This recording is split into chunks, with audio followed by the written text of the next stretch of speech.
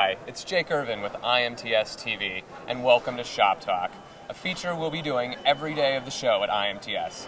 I'm here today with Peter Zelinski. He's the senior editor for Modern Machine Shop, a Gardner business media publication. Pete, can you tell us where we are? We're in the Advanced Manufacturing Center, booth W160 at the entrance to the West Hall. There's a lot going on here. I think it could all be summarized in 3 words: innovation, information, inspiration. Let's start with innovation. How are innovation and manufacturing connected, and what does one say about the other? Yeah, Jake, this resurgence, reshoring, renewal of American manufacturing we're seeing, it's not just good because plants are busy, we're making more stuff. That's good in its own right. But manufacturing success is innovation's success. It's invention's success. A whole lot of invention is making things, refining things, getting the idea right. You can't invent if you don't know how to produce. An example of that we're really proud to showcase is the Boeing fuel cell demonstrator aircraft. It is the first manned aircraft powered entirely by a hydrogen fuel cell. It's got a wingspan of 53 feet. The only way that you can see if an idea like that'll fly is to build a plane and fly it. So Pete, what's this behind me? The Lotus Formula One race car is maybe an even better example of the connection between manufacturing and innovation. This car goes from 0 to 160 miles per hour, back to 0 in 4 seconds. That's no big deal. A Porsche does 0 to 60 in 4 seconds easy. 160. Yeah, 0 to 60, 4 seconds, Porsche, no problem.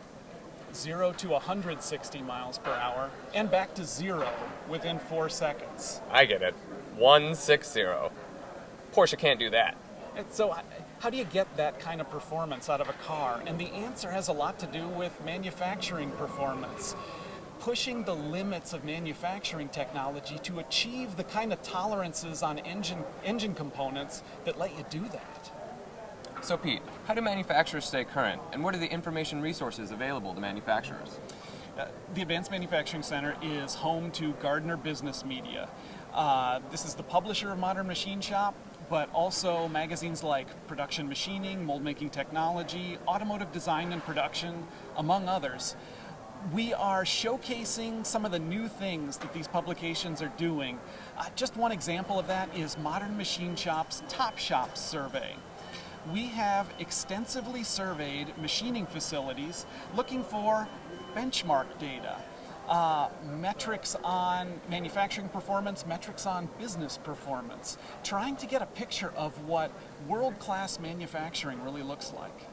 And it's really hard to know where you are as an industry. I mean, it's such a big industry, manufacturing technology, so it really helps to have a benchmark. It's cool that you guys do that. Well, that's true, and Modern Machine Shop's readers are so busy right now.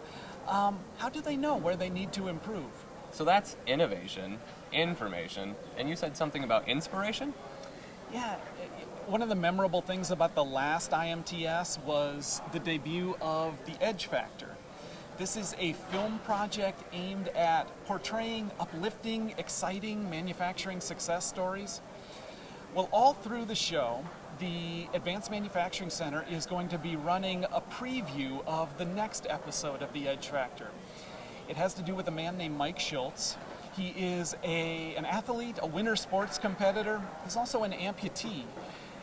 Come here to see part of the story of how he engineered the artificial leg that let him keep competing, and how now he's helping other athletes by manufacturing that leg for them.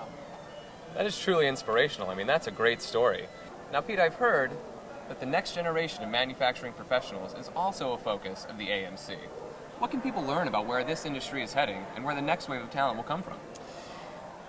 There's another film playing here that I hope people will see. It is about Eliva Strum Central High School in Wisconsin. We wonder about where is the next generation of manufacturing professionals coming from, and how do we give kids a relevant manufacturing education? This school, a public school, took its manufacturing vocational program and spun it off as a standalone business. Really? So the result of that is the program's well-funded because the kids are doing paying work for paying customers. The program's well-funded, the kids are getting a real-world manufacturing education, and they're even getting a share of the profits at the end of the year. It is a real win-win solution that is making manufacturing just a powerfully attractive course of study in this school. And I just hope that people who themselves feel an investment in our industry will take some time to learn about what's being done at this school. So we covered everything here today? There's more going around. I'm looking around. There's the Blue Swarf tooling cloud, reshoring, tech specs. There is a demonstration of the Vertalis system for virtual reality design. Cool. Before we go, Pete, I have to ask you about this. On my way in, I think I saw a toolbox with lights in it. Is this a toolbox of the future? It is a pretty cool toolbox. This is from Cobalt. It is a tool chest with LED lights, CD player, refrigerator, all built in. You can enter a contest to win one of these. Stop by the Advanced Manufacturing Center to find out how. Well, that's it from the Advanced Manufacturing Center. Make sure you get over here and check out all the amazing technology that's going on in this place. And make sure you also tune in to Shop Talk, the featured IMTS TV segment that takes place every week of the IMTS show at 1 p.m.